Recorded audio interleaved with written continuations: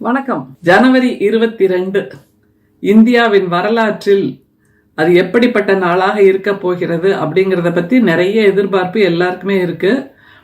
பாபர் மசூதியை இடித்து விட்டு இல்லாமல் ஆக்கிவிட்டு உச்ச நீதிமன்றத்தின் தீர்ப்பின் மூலமாக அங்கே ராமருக்கு கோயில் கட்டி இருக்கிறார்கள். அதனுடைய திறப்பு விழா, அது ஏதோ கல்யாண மண்டபம் கட்டி திறப்பு விழாங்கிற மாதிரி நம்முடைய ஒன்றிய தலைவர் அதில் ராமரின் சிலையை கையில் தூக்கி கொண்டு பிரதிஷ்டை செய்வதற்காக ஏற்பாடுகள் நடந்து கொண்டிருக்கின்றன. அதுக்குள்ளேயே அதை பத்தி 1000 பிரச்சனைகள், 1000 வாக்குவாதங்கள், 1000 மன வேறுபாடுகள் எல்லாமே வந்தாச்சு. இது எதிர்பார்க்கப்பட்ட ஒன்றுதான். ஏனென்றால் இதுதான் சனாதனர்களின் கொள்கை. அவங்க எப்பவுமே தங்களுடைய காரியத்தை நிறைவேற்றிக் கொள்வதற்காக ஆட்சியாளர்களின் பக்கத்தில் சென்று அமர்ந்து கொள்வார்கள், அவர்களை ஆட்டி படைப்பார்கள். அப்படிங்கிறது காலம் காலமா நம்ம பார்த்துட்டு இருக்கோம். அப்படிங்கறத திரும்ப திரும்ப சொல்லிட்டே தான் இருக்கோம். ஆட்சியாளர்களை மூளையை மழுங்கடித்து தாங்கள் செய்வதுதான் சரி, தாங்கள் சொல்வதுதான் சரி, அதை பின்பற்ற வேண்டியதுதான் ஆட்சியாளர்களின் வேலை அப்படிங்கிற மாதிரி ஜாதகம், ஜோதிடம், பல பூஜைகள், பரிகாரங்கள் இப்படியாக சொல்லி சொல்லி சொல்லித்தான் அவர்கள் தங்களுடைய காரியங்களை இத்தனை நூற்றாண்டுகளாக நடத்திட்டு வந்தாங்க. இப்பவும் சரியா அதுதான் நடக்குது. ஒன்றிய தலைவரை திரும்ப திரும்ப உசுப்பேற்றினார்கள்.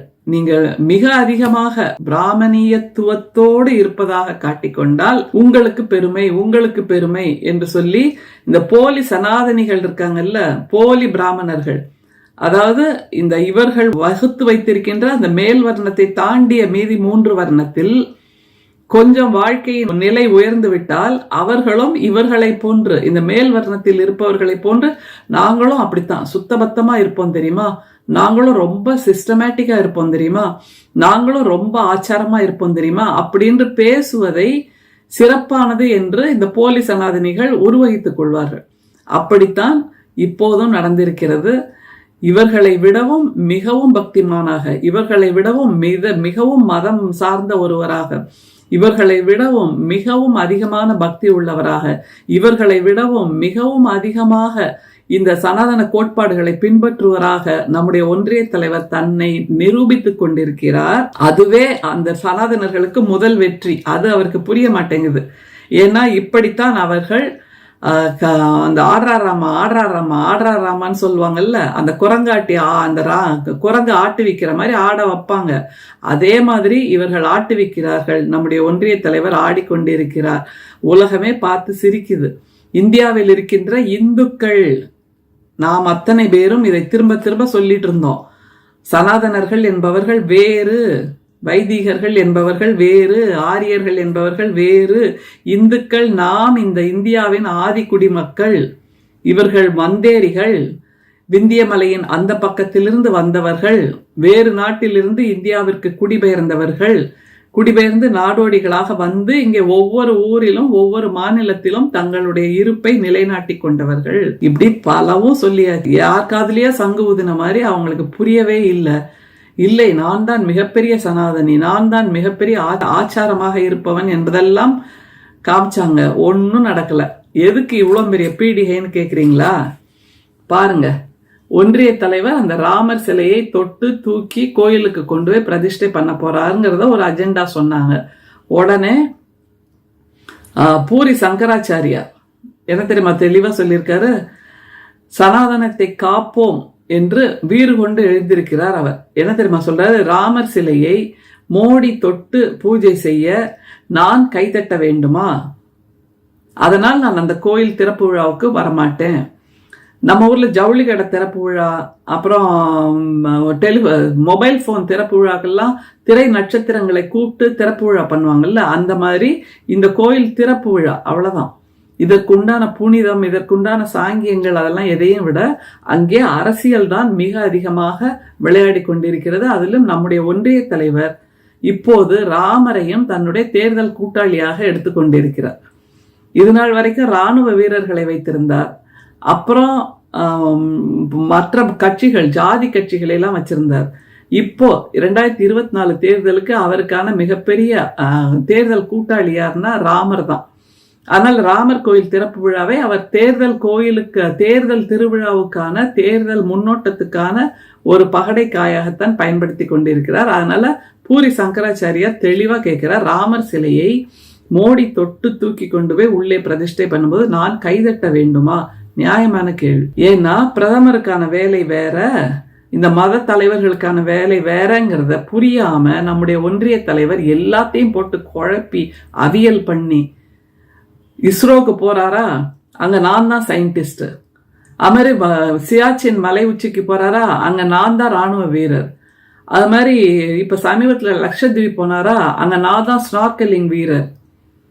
அது மாதிரி இப்ப கோயிலுக்கு போறாரா, அங்க நான் தான் மத தலைவர்.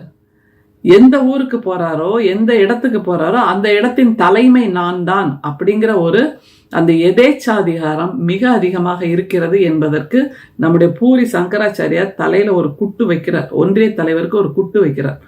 அடுத்தது அவர் கேட்கிறாரு, அயோத்தியில பிரதமரே எல்லாவற்றையும் செய்வதென்றால் தர்ம ஆச்சாரியார்களுக்கு அங்க என்ன வேலை? தர்ம ஆச்சாரியர்கள்னா இவரை போன்ற மத தலைவர்கள்.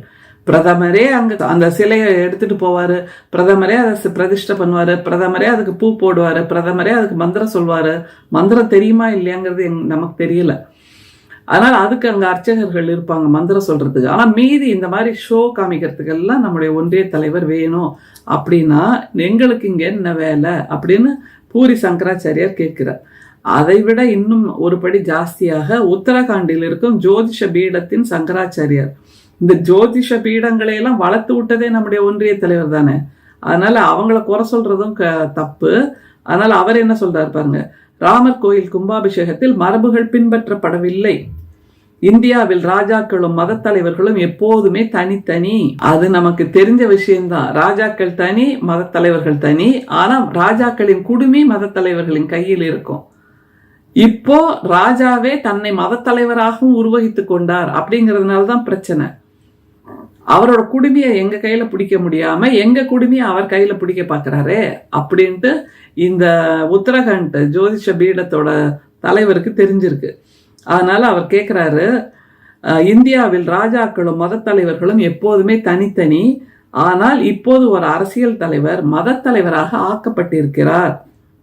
இது பாரம்பரியத்துக்கு எதிரானது, அரசியல் லாபத்துக்காக செய்யப்படுகிறது. இப்பதான் புரியுதா உங்களுக்கு? நீங்க ஆட்டு விச்சபடிதானே அவர் ஆடிட்டு இருந்தாரு. அப்பெல்லாம் அது அரசியல் லாபம் இல்லையா? இப்ப புதுசா என்ன அரசியல் லாபத்தை பாக்குறாங்க இந்த சனாதனர்கள், இந்த தர்ம தலைவர்கள். இவர்கள் சொல்படிதான் அவர் எல்லாவற்றையும் செய்து கொண்டிருந்தார். இவர்கள் சொல்படிதான் அங்கே பாபர் மசூதி இடிக்கப்பட்டது. இவர்கள் சொல்படிதான் அங்கே ராமர் கோயில் கட்டுவதற்கான திட்டம் தீட்டப்பட்டது. இவர்கள் சொல்படிதான் எல்லாமே செய்தார்கள். இவர்கள் சொல்படி சனாதனர்களுக்கு ஆதரவாக இருந்ததால் தான் அவர் ஒன்றிய தலைவராகவும் ஆக்கப்பட்டார். அந்த வாக்குறுதி தானே, அதுதானே RSS சங் பரிவாரின் அஜெண்டா. அதனால இப்போ என்ன சமீபத்துல பதட்டம் வந்துருச்சு இந்த மத தலைவர்களுக்கு. ஏன்னா அங்கே ஒன்றிய தலைவரே முன்னணியில் போய் நிற்கிறார்.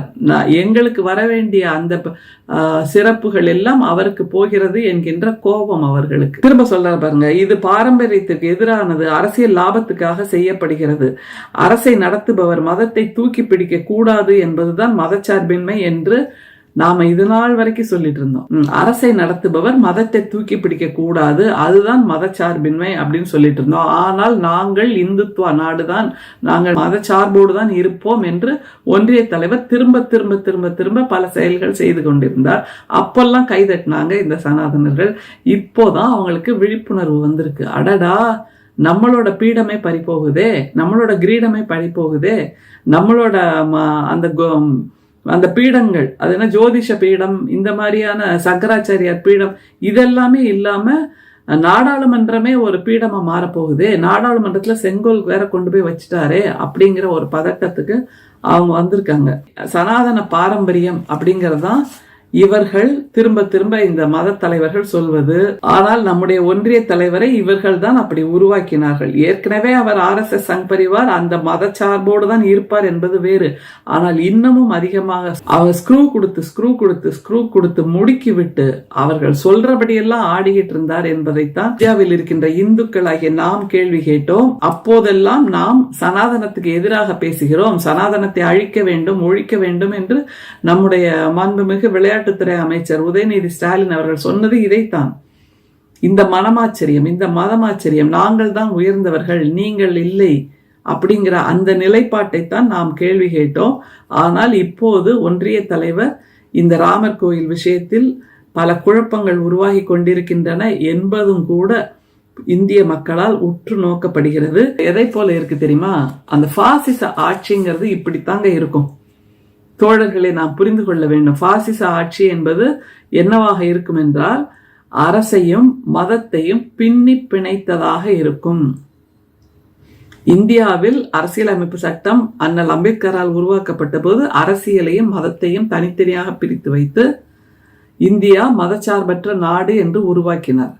ஆனால் பாசிச கொள்கை என்ன பண்ணும், சனாதன கொள்கை என்ன பண்ணும், மனு தர்மத்தின்படி ஆட்சி செய்கின்றவர்கள் என்ன செய்வார்கள், இந்துத்துவ தேசமாக உருவாக்க வேண்டும் என்றால் என்ன செய்வார்கள், மதத்தையும் அரசையும் பின்னி பிணைப்பார்கள். பெரும்பான்மை மக்களின் மதத்தை பயன்படுத்தி மக்களின் உணர்வுகளை தூண்டுவார்கள். அரசு தலைவர்கள் மதச்சார்பு கொண்ட மொழியையும் செய்கைகளையும் கருத்துக்களையும் பயன்படுத்துவார்கள் என்பது நம் அத்தனை பேருக்கும் நன்றாக தெரியும். அரசு தலைவர்கள் மதச்சார்பு கொண்ட மொழியையும் செய்கைகளையும் கருத்துக்களையும் பயன்படுத்துவது. நம்முடைய ஒன்றிய தலைவர் ஜெய் பஜ்ரங்பலி சொல்லுங்கோ அப்படின்னு சொன்னாரா இல்லையா கர்நாடகா தேர்தல்ல? அவர் எங்க போனாலும் இந்து மத தெய்வங்களை உயர்த்தி பிடிப்பது தேவையே இல்லாமல், கோயில் என்பது வேறு, அரசு என்பது வேறு, ரெண்டையும் ஒன்னா போட்டு குழப்பி பாயசத்துல சாம்பாரை ஊத்தி சாப்பிட்ற மாதிரி செய்து ஒரு மத நல்லிணக்கமாக இருந்த இந்தியாவில் ஒரு மத குழப்பத்தை உருவாக்கி பொதுமக்களுக்கு இது சரிதானே, இது சரிதானே, இதுல என்ன தப்பு இருக்கு என்று எல்லோரையும் சிந்திக்க மாற்றி யோசிக்க வைத்தார்கள் அல்லவா, தவறுகளை எல்லாம் சரி என்று சொல்ல வைத்தார் அல்லவா, அதுதான் இப்போது வெட்ட வெளிச்சத்துக்கு வந்திருக்கிறது. எனவே பாசிசத்தின் ஒரு கூறாக இன்றைக்கு மதத்தையும் அரசையும் நம்முடைய ஒன்றிய தலைவர் ஒன்றாக்கி வைத்திருக்கிறார். அதிலும் குறிப்பாக இந்த ராமர் கோயில் திறப்பு விழா என்பது காங்கிரஸ்காரர்கள் புறக்கணித்திருக்கிறார்கள் என்பது வரவேற்க தகுந்த ஒன்று. அதிலும் குறிப்பாக என்ன சொல்லி இருக்கிறார்கள், RSS பிஜேபி காரர்கள் இந்த சம்பவத்தை, இந்த நிகழ்வை தங்களுடைய அரசியல் லாபத்துக்காக பயன்படுத்தி கொண்டிருக்கிறார்கள் என்று உரக்க சொல்லி இருக்கிறார்கள். வரவேற்க தகுந்த ஒரு முடிவு. இந்த பார்ப்பனிய பாசிசம் இந்த நூலில் வெட்ட வெளிச்சமாக்கப்பட்டிருக்கிறது. இவர்கள் செய்கின்ற இந்த மதம் சார்ந்த அட்டூழியங்கள், ராமர் கோயில் திறப்பு விழா இப்போது மட்டுமல்ல பிரச்சனை, அந்த ராமன் காலத்திலும் ராமனுக்கு பட்டாபிஷேகம் என்றால் பல பிரச்சனைகள் உருவாகின. அந்த நாடே கொந்தளித்தது. முதல்ல மக்கள் சந்தோஷப்பட்டார்கள். ஆனால் தசரதன் இறப்பு, தசரதன் மரணம், அதன் மூலமாக அவருடைய மனைவிமார்கள் எல்லோரும் கைமை கோலம் பூண்டது. ராமன் வனவாசம், ராமன் போனதுக்கு அப்புறம் சீதையை ராவணன் தூக்கி கொண்டு போனது. ராவணன் ஒரு மிக அற்புதமான அரசன். அந்த மக்கள், இலங்கை தேசத்து மக்கள் இன்னமும் ராவணனை தங்களுடைய மிக அற்புதமான அரசனாக கொண்டாடித்தான் இருக்கிறார்கள். அப்படிப்பட்ட ஒரு நல்ல ஆட்சியை கொடுத்த ஒரு அரசனை கூட சில பல காரணங்களால் இல்லாமல் ஆக்கி தோற்கடித்து உயிர் பறித்த அந்த மாதிரியான கதைகளை எல்லாம் நாம் வாசித்து கொண்டுதான் இருக்கிறோம் ராமாயணம் என்று. அதற்கு பின்பு ராவணனை வென்று திரும்பி வந்த பின்பும் கூட, அயோத்திக்கு திரும்பி வந்த பின்பும் கூட ராமன் சந்தோஷமாக ஆட்சி புரிந்தானா, சீதையை பத்திரமாக வைத்திருந்தானா என்றால் இல்லை. சீதை மீது மீண்டும் சந்தேகப்பட்டு அவளை காட்டுக்கு அனுப்பினான் கர்ப்பிணியாக. அதற்கு பின்பு ராமனும் சரையு நதியில் விழுந்து தற்கொலை செய்து கொண்டான். இப்படியாக ராம காவியம் என்பது, ராமாவதாரம் என்பது பல உயர்வு தாழ்வுகளை கொண்டது. அதில் சந்தோஷம் என்பது எங்கேயாவது இருக்கிறதா என்று தேடித்தான் பார்க்க வேண்டும். அப்படிப்பட்ட ஒரு சூழலில் மீண்டும் இந்தியாவில் ராமனை வைத்து ஒரு குழப்பம் நடந்து கொண்டிருக்கிறது. இந்திய மக்கள் எல்லாவற்றையும் கூர்மையாக பார்த்து கொண்டிருக்கிறார்கள். நம்முடைய ஒன்றிய தலைவருக்கு இது ஒரு மிகப்பெரிய ஆசிட் டெஸ்ட் என்று சொல்லலாம். காரணம், சனாதனர்கள் இப்போது ஒன்றிய தலைவரை கேள்வி கேட்க ஆரம்பித்திருக்கிறார்கள். யார் உண்மையான சனாதனர்கள்? இவர் தன்னை போலி சனாதனியாக திரும்ப திரும்ப காட்டிக்கொண்டே இருந்தார். ஆனால் நீ எங்களுடைய கட்சியில் கிடையாது, எங்களுடைய இனத்தில் கிடையாது, நீ எங்களுடைய பக்கத்தில் கிடையாது, நீ அங்கே நிற்க வேண்டிய இடம் வேறு என்று அவர்கள் கைகாமித்து விட்டார்கள். பார்க்கலாம் என்ன நடக்கிறது என்று. நன்றி, வணக்கம்.